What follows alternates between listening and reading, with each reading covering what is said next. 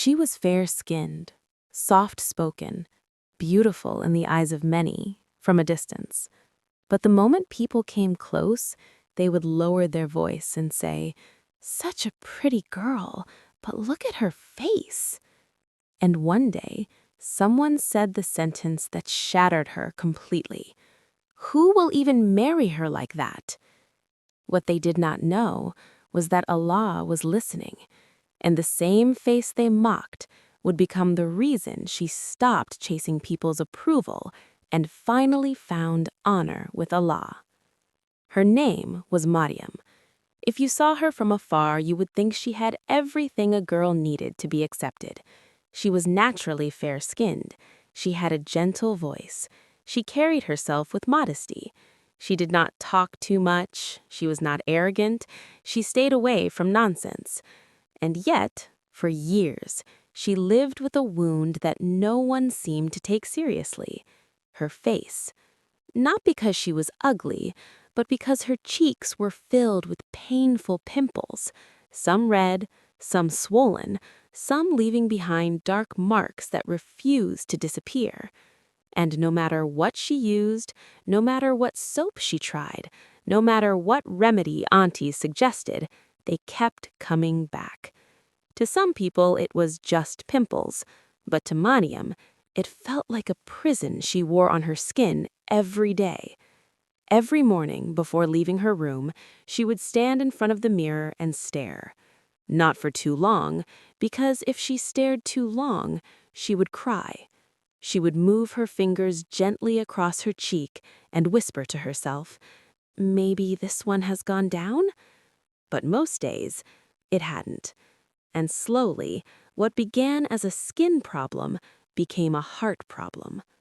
The worst pain did not come from strangers.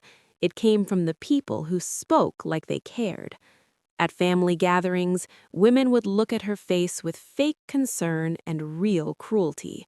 One aunt would say, Maryam, what are you using on your face?"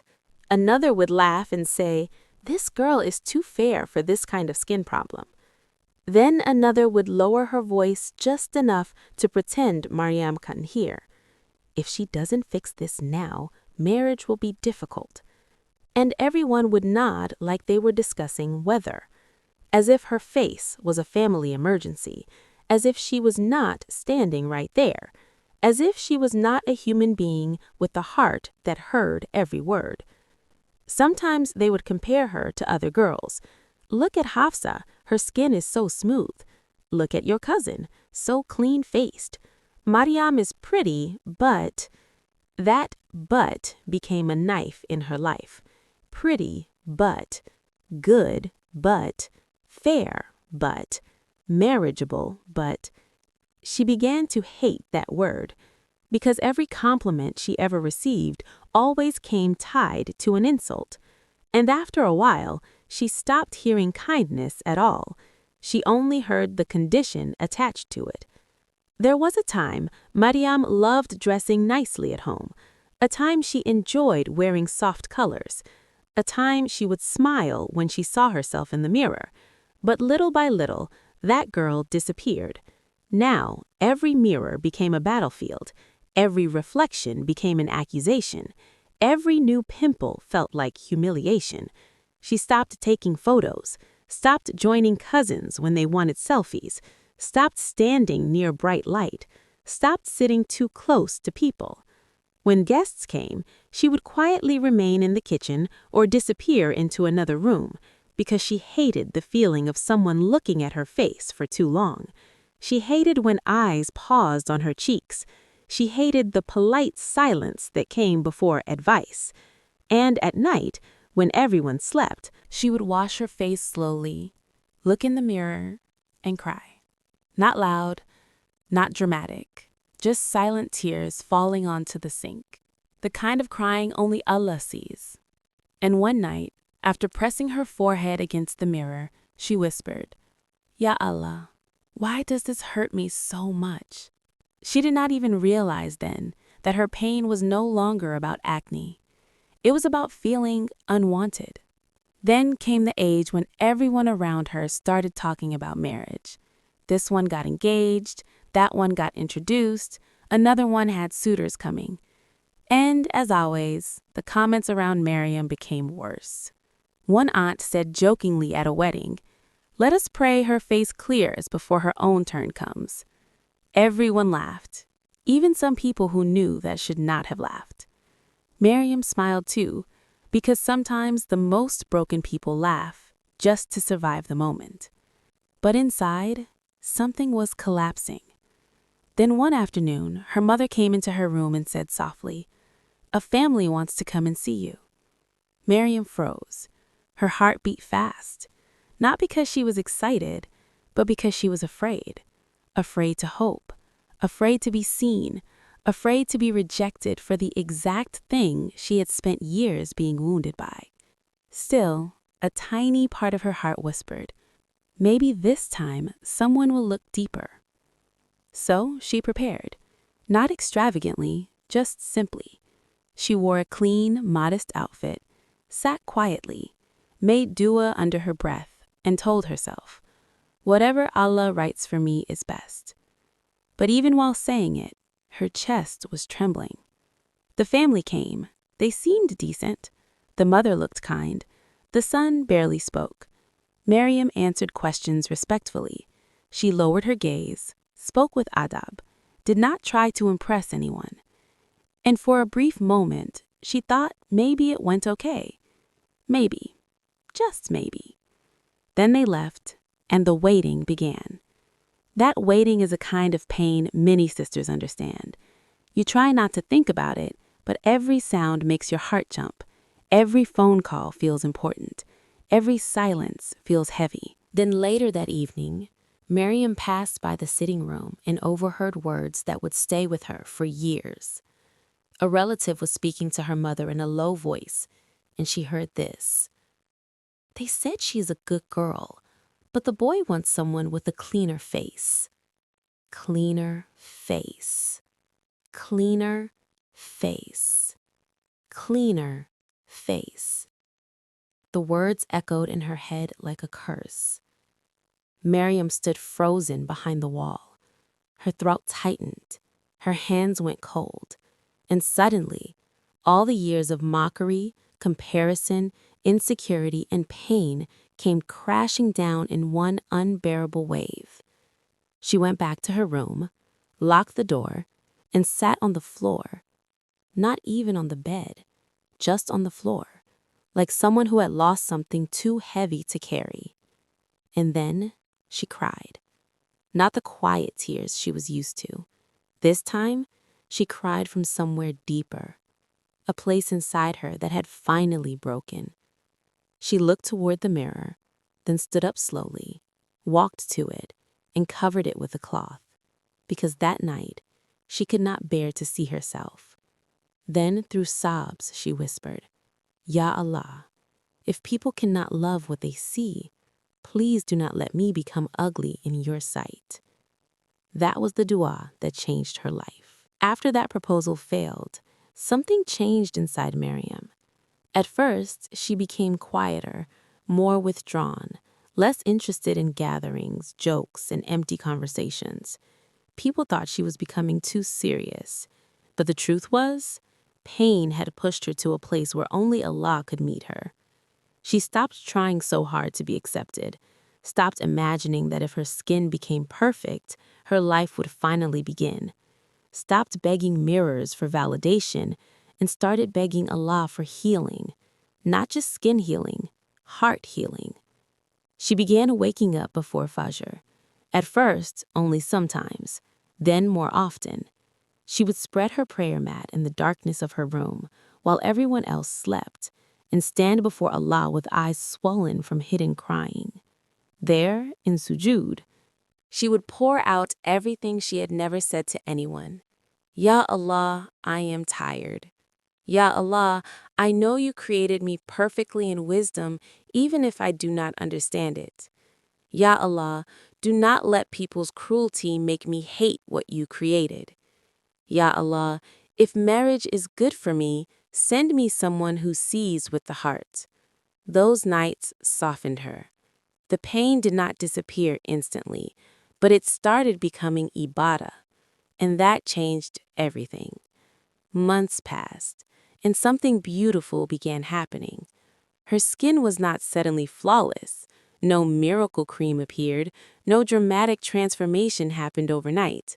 She still had marks, still had flare-ups, still had difficult days. But her face changed anyway. Not physically at first, spiritually. Her eyes became calmer. Her voice became softer. Her smile became deeper. There was now a kind of light in her that people could not explain. The same women who once mocked her began saying things like, "Miriam looks different these days. She has become more radiant. There is peace on her face." But what they were seeing was not skincare. It was Sabr. It was Tahajjud. It was Quran. It was a heart returning to Allah after being crushed by creation. Miriam herself started feeling it too. For the first time in years, she could look in the mirror without immediately feeling disgust. She was not fully healed, but she was no longer at war with her own reflection. And that is a mercy many people do not understand, because sometimes Allah does not remove the trial first. Sometimes He heals you first. Then one day, another proposal came. This time, Miriam felt almost nothing. No excitement, no fantasy, no emotional attachment. She had learned to keep her heart with Allah until certainty came. The family came in a simple, respectful way. No strange comments, no rude staring, no awkward judgment. And the young man, Yusuf, was different. He was calm, grounded, respectful. He asked serious questions, spoke with dignity, and never once made her feel like she was being inspected. That alone almost made her emotional. For the first time in a very long time, she felt seen as a person, not a face. A few days later, the answer came. They said yes. Miriam was shocked, truly shocked. She kept asking herself, did they really see me? Then later, after things became serious, she heard something Yusuf had said to his mother after meeting her. He said, "She has peace on her face, and I don't want perfection. I want a woman whose heart is close to Allah." When Miriam heard that, she cried. Not because a man approved of her, but because Allah had answered the exact dua she once made through tears. "Send me someone who sees with the heart." And Allah did. The same people who once mocked her began changing their tone. Now they said, "Allah really favored her. She got a good man. She's lucky. She's glowing now." But they did not know the full story. They did not know what happened between her and Allah in the dark. They did not know about the nights she almost believed she was unworthy. They did not know about the tears on the prayer mat, the Quran recited through trembling lips. The dua was made when no one was around. The moments she asked Allah to protect her from becoming bitter. They only saw the ending, but Allah had seen the process. And that is why His reward felt different. Because when Allah honors you, it reaches places people once tried to break. Miriam eventually understood something many never learn. The people who reduce you to your appearance are not qualified to define your worth. Not every rejection is humiliation. Sometimes it is protection. Sometimes Allah removes people from your path because they only know how to measure beauty with shallow eyes. And sometimes the very thing people mocked becomes the reason you grow closer to Allah than you ever would have otherwise. Years later, Miriam still remembered those painful words, but they no longer controlled her, because now she knew the truth. Her pimples were never the ugliest thing in the room. Cruelty was, mockery was, arrogance was, shallow hearts were. And beauty? Beauty was never simply smooth skin. Beauty was staying gentle after being hurt. Beauty was keeping faith after being rejected.